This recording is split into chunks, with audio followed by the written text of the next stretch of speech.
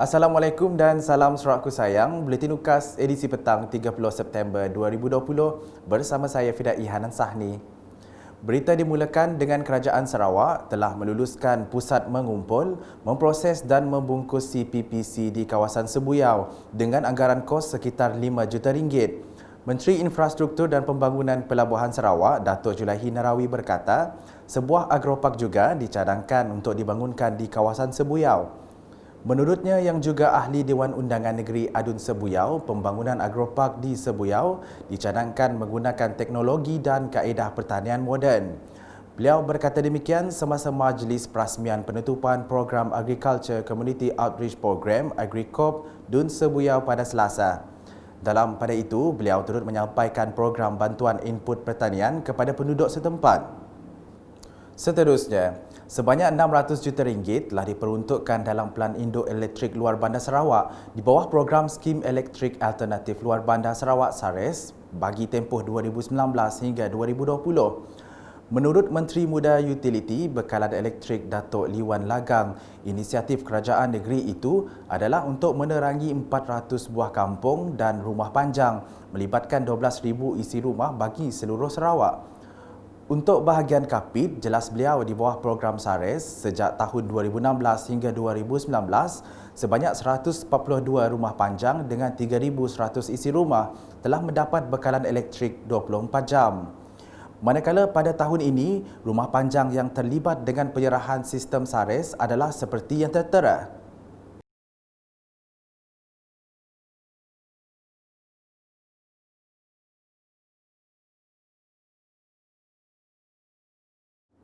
Selanjutnya, pelbagai inisiatif yang dilaksanakan kerajaan negeri, pimpinan gabungan Parti Sarawak GPS mengutamakan kepentingan rakyat. Menteri Muda di Jabatan Ketua Menteri Undang-Undang dan Adat Bumiputera Sarawak, Datuk John Siki Tayai berkata, selain menyediakan pelbagai kemudahan infrastruktur, kerajaan negeri juga telah meluluskan allowance setiausaha Jawatan Kuasa Kemajuan dan Keselamatan Kampung JKKK sebanyak RM300 sebulan.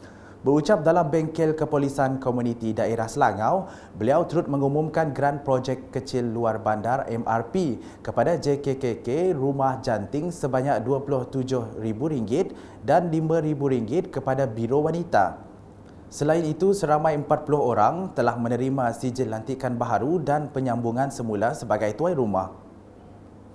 Berikut pula, rakyat di kawasan Bukit Bangunan perlu terus kekal bersama kepimpinan Kerajaan Sarawak. Adun Bukit Bangunan Datuk Mong Dagang berkata, Kerajaan Sarawak menerusi GPS sentiasa mengutamakan rakyat tanpa mengira ideologi politik.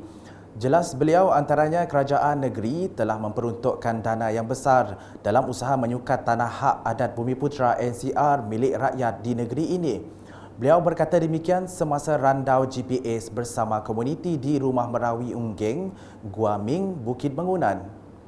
Sementara itu, beliau memberitahu rakyat di Dun Bukit Bangunan khususnya perlu terus mengukuhkan sokongan terhadap GPS. Beralih ke laporan berhubung penyerahan enjin sangkut dan geran hak milik tanah yang berlangsung di Lawas baru-baru ini yang amat dihargai oleh penduduk setempat. Beberapa wakil penduduk sempat merakamkan penghargaan buat Ketua Menteri dan Kerajaan Negeri atas keprihatinan membantu rakyat serta usaha meningkatkan pendapatan ke arah pembangunan berterusan. Mewakili seluruh keluarga penduduk kampung yang mendapat ingin sangkut mengucapkan banyak terima kasih kepada pembekal itu Kerajaan GPS Sarawak kan. Saya juga berbesar hati kerana boleh dikatakan semua anak buah saya mendapat enjin sangkut yang dibakalkan oleh Kerajaan Sarawak. Terima kasih atas bantuan enjin sangkut bagi anak kampung saya. Mudah-mudahan bantuan ini akan dilanjutkan sampai bila-bila. Ribuan terima kasih kepada Kerajaan Negeri Sarawak kerana keprihatinan membantu rakyat Sarawak, penduduk Lawas khasnya, dengan memberikan bantuan-bantuan enjin sangkut kepada nelayan-nelayan darat yang ada di sepanjang perjalanan Jalan Punang. Kami harap kerajaan GPS terus memperjuangkan nasib rakyat Sarawak. Kami seluruh penduduk Punang akan sentiasa berdiri teguh di bawah kerajaan pimpinan yang amat berhormat Abang Jo, kerajaan GPS, dan inilah komitmen kami di Punang, selari dengan tagline di Punang, YIB ku sayang, kampung ku kanang, dan GPS mesti menang. Rata-rata daripada penduduk di sekitar Jalan Punang ini telah menunggu lama surat-surat hak milik ini dikeluarkan. Dan syukur Alhamdulillah pada hari ini kesemuanya telah menerima dan ia adalah batch yang terakhir sebenarnya. Sebagai pemilik tanah yang sah, mereka amat gembira menerima surat-surat hak milik tanah.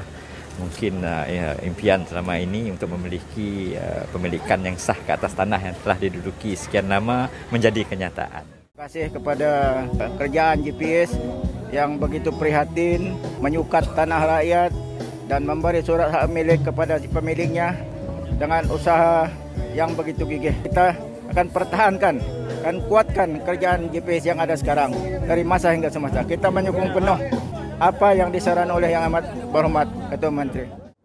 Sekian Buletin UKAS, edisi petang bersama saya Fidah Ihanan dan kru penerbitan. Ikuti laporan berita selanjutnya pada edisi malam. Dapatkan berita-berita terkini Sarawak setiap hari di Facebook, Instagram, Twitter dan aplikasi Telegram Buletin UKAS serta UKAS Channel di YouTube. Salam UKAS.